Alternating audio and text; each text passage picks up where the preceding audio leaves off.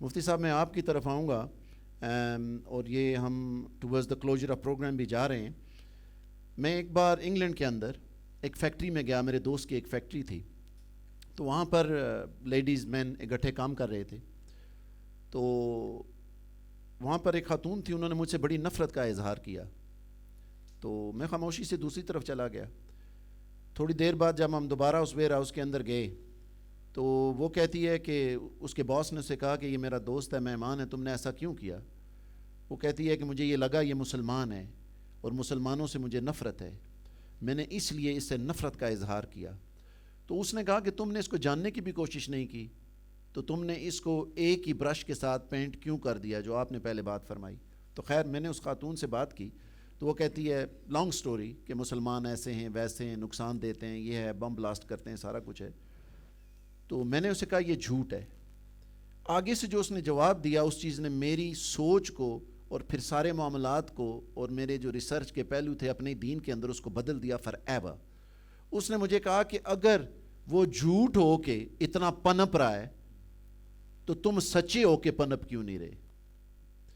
تو معاملہ یہاں پہ آ جاتا ہے, یہ تو اسٹیبلش ہو گیا کہ ہم حق ہے, اسلام حق ہے, سچ ہے, سب کچھ ہے. تو اگر جھوٹ اتنا پروان چڑھ رہا ہے تو اگر ہم سچ پر ہیں تو ہم آگے کیوں نہیں بڑھ رہے؟ اس پر آپ کوئی کامنٹ دیں. بڑا اہم سوال ہے آپ کا جی. اور اس حوالے سے جو ہمارے اسلاف ہیں ان کے کام میں کوئی کمی نہیں ہے, بلکہ بہت بڑا ذخیرہ اس وقت ان کی تحقیقات کا ہمارے پاس موجود ہے. کس نے کیا کیا ایجادات کی ہیں. اگر آپ ڈاکٹر سیز گین کی ایک کتاب ہے جو ترکی کے بڑے مشہور ڈاکٹر ہیں, انہوں نے ابو سعود یونیورسٹی میں لیکچر دیے تھے, 13 لیکچر. انہوں نے پوری اسلام کی ہسٹری وہاں پر ذکر کی ہے کہ سائنسی ایجادات میں مسلم سائنسدانوں نے کیا کیا کام کیے ہیں. تو اس میں شک کی بات نہیں کہ ہمارے اسلاف کے کارنامے تو پہلے سے موجود ہیں, اور جو ہمارے مذہبی اور روحانی اور صوفیہ موجود تھے ان کے کارنامے بھی تاریخ کے اندر سارے کے سارے موجود ہیں, جن کا آج ہم ذکر کرتے ہیں اور بڑے فخر سے ان کا نام لیتے ہیں کہ وہ ہمارے وہ آبا تھے. تو علامہ اقبال رحمۃ اللہ علیہ یہاں فرماتے ہیں کہ تھے تو وہ آبا تمہارے ہی مگر تم کیا ہو, ہاتھ پر ہاتھ دھرے منتظر فردا ہو. آج مسلمان اتنے زیادہ رسوا کیوں ہو رہے ہیں؟ تو بات اصل میں علم کی نہیں ہے. بے شک علمی انقلاب بھی بہت ضرورت ہے, جس طرح کہ ڈاکٹر صاحب نے ذکر کیا ہے کہ جو ہمارے مدارس ہیں وہاں پر بھی نصاب کے اندر تبدیلی کی ضرورت ہے. اور جو لوگ ہمارے مسلم سائنسدان بن رہے ہیں یہاں پر, جہاں پر یونیورسٹی اور کالجوں میں, ان کو قرآن کی تعلیم دینا بہت ضروری ہے. ورنہ ہمارے لوگ سائنس پڑھ کر بھی وہ اسلام کے بارے میں جو سوالات ہو رہے ہیں جیسے بھی آپ کہہ رہے ہیں اس کے جواب لوگ نہیں دے سکتے ہیں. تو بات ساری کردار کی ہے کہ چونکہ آج بھی جیسے آپ نے پہلے کہا تھا کہ جو دوسری قوم میں ہیں انہوں نے قرآن سے استفادہ کیا ہے اور ان اصولوں کو اپنایا ہے, تو آج وہ ہم سے آگے جا رہے ہیں. یورپ میں جہاں آپ رہتے ہیں تو وہاں پر میں بھی چونکہ بہت دفعہ گیا ہوں, میں نے یہ دیکھا ہے کہ اگر آپ کسی دکان سے کوئی جوس لیتے ہیں تو اس پر یہ لکھا ہوتا ہے کہ آپ یہ کھول کر پئیں, اگر آپ کو یہ اچھا نہیں لگا تو آپ اس کو واپس کر دیں, تو آپ کے پیسے بھی واپس کر دیے جائیں گے اور آپ کی پرسنالٹی میں بھی کوئی فرق نہیں آئے گا. اگر آپ کہیں سوٹ لیتے ہیں تو وہ پہن کر آپ کہتے ہیں کہ مجھے یہ اچھا نہیں لگا, واپس جا کر دیتے ہیں, تو وہ بڑی عزت کے ساتھ احترام کے ساتھ آپ کے پیسے واپس کر دیتے ہیں. تو اس کے برعکس وہ ایک غیر مسلم سوسائٹی ہے. تو جو مسلم سوسائٹی ہے یہاں پر پہلے سے دکانوں پر لکھا ہوا ہے کہ خریدا ہوا مال واپس نہیں ہوگا. جی بالکل ایسے ہی. تو ہمارا جو کردار ہے وہ اتنا زیادہ خراب ہو چکا ہے. ایک دوسری جو ہماری ہندو قوم تھی اور ہندو مسلم جو سوسائٹی تھی, اس کی وجہ سے کچھ ان کے اثرات بالخصوص پاکستان کے اوپر اور جو دیگر مسلم ممالک ہمارے پورے دنیا میں ان پر یورپ کے اثرات ہیں. میں عمان میں گیا تھا, عمان نہیں بلکہ بیروت میں گیا تھا, ایک عالمی انسانی قوانین پر ایک بحث ہو رہی تھی, تو اس میں مجھے بھی بحثیت ایک حدیث کے استاد کے بلایا گیا تھا. تو پورے عرب سے لوگ بلائے گئے تھے, اس میں لیڈیز بھی تھیں, اس میں مرد بھی تھے, علماء تھے. میں نے دیکھا کہ ان کے لباس میں, ان کی وضاقت میں اور ان کے اعمال میں مکمل طور پر یورپ کی چھاپ لگی ہوئی ہے, اور ان کو دیکھ کر کبھی بھی یہ محسوس نہیں ہوتا کہ یہ لوگ مسلمان ہیں.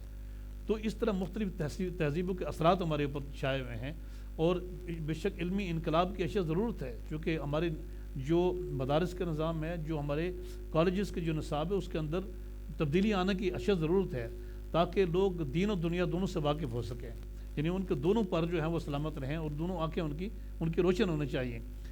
تو یہ سب چیزیں کیسے امپلیمنٹ ہوگی؟ یہ بات تو امپلیمنٹیشن کی، بات سن میں یہ کوئی امپلیمنٹیشن کی بات ہے۔ تو اگر ہم پاکستان کی مثال لیں تو پاکستان میں اسلامی نظریاتی کونسل اس لیے بنائی گئی تھی کہ وہ جو بھی غیر اسلامی قوانین ہوں گے ان کو روکے گی، اور وہ سفارشات دے گی، اور اس کے مطابق ان پر عمل کیا جائے گا۔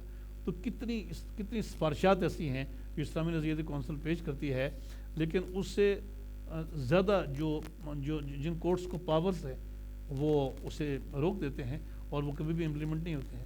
تو جب تک ہم ان قوانین کو امپلیمنٹ نہیں کریں گے، تو قرآن مجید تو یہ کہتا ہے کہ ان اللہ لا یغیر ما بقوم حتی یغیروا ما بانفسہم، کہ جب تک تم خود اپنے آپ کو تبدیل نہیں کرو گے تو جبراً کوئی آپ کو تبدیل نہیں کرے گا۔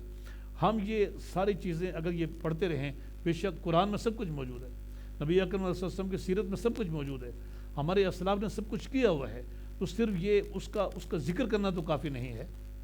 جیسے کہ کوئی مریض جو ہے وہ کسی ڈاکٹر کے پاس جاتا ہے، ڈاکٹر اسے نسخہ لکھ کر دیتا ہے کہ آپ یہ دوا لیں تو ٹھیک ہو جائیں گے، تو فقط وہ اس نسخے کو پڑھتا رہے گا یا گھر میں رکھے اس کو برکت کے لیے، وہ کبھی ٹھیک نہیں ہوگا جب تک کہ وہ دوا نہیں لے گا۔ لہٰذا اس وقت جس دوا کی ضرورت امت مسلمہ کو ہے وہ یہ ہے کہ اسلام نافذ ہو، اسلام نافذ ہو جیسے کہ اسلاف نے نافذ کیا تھا۔ آج اگر یہ برکات دیکھنا چاہتے ہیں کہ امت مسلمہ کی دنیا میں عزت ہو، امت مسلمہ کے اندر معاشی استحکام آئے، امت مسلمہ کے اندر علمی انقلاب آئے، تو وہ اوپر سے آئے گا، نیچے سے نہیں ہوگا۔ نیچے سے ہم اور آپ جتنی بھی باتیں کرتے رہیں گے، یہ ہمارے جو تخت نشین لوگ ہیں، جو ارباب اقتدار ہیں، ان کو اسلام نافذ کرنا ہوگا۔ وہ اسلام نافذ کریں گے، خود بھی اسلام کے مطابق رہیں گے، تو پھر قوم بھی ان کے ساتھ چلے گی۔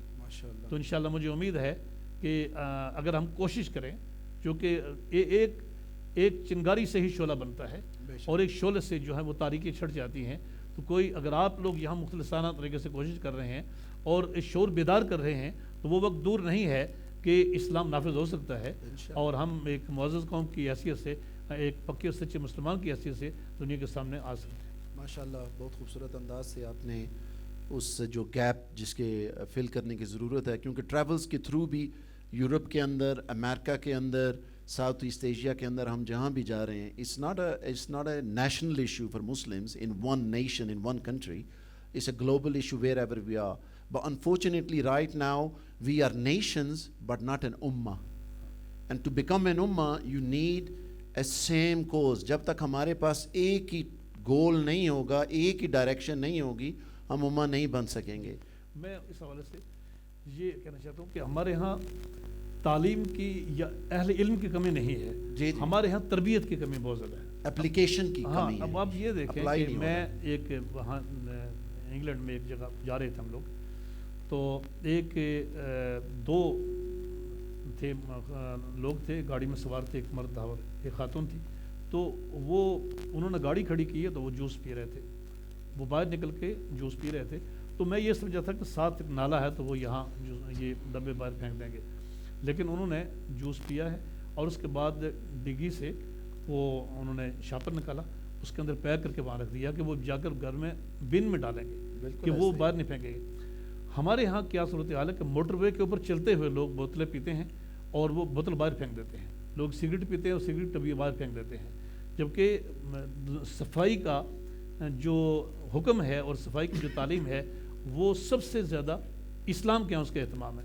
اسلام کے آنے سے پہلے تو یورپ میں بہت سے لوگوں کو نہانے کا پتہ نہیں تھا، بالکل ایسے ہی ہے، وہ اورنجز اپنے کپڑوں کے ساتھ کاٹ کے باندھتے تھے، جی وہ نہاتے نہیں تھے، اور یہ جو پرفیوم وغیرہ ہیں یہ اسی دور کی ایجادات ہیں، پرفیوم لگاتے تھے، وہ نہاتے نہیں تھے۔ طہارت کا حکم تو اسلام نے دیا ہے، لیکن آج مسلمانوں کے ہاں اگر یہ صورتحال ہے تو اس پہ افسوس کیا جا سکتا ہے، اور جب تک ہمارے ہاں تربیتی نظام نہیں ہوگا اور اس کو ہم بالائی سطح سے اس کا نفاذ نہیں ہوگا تو کبھی تبدیلی نہیں آ سکتی۔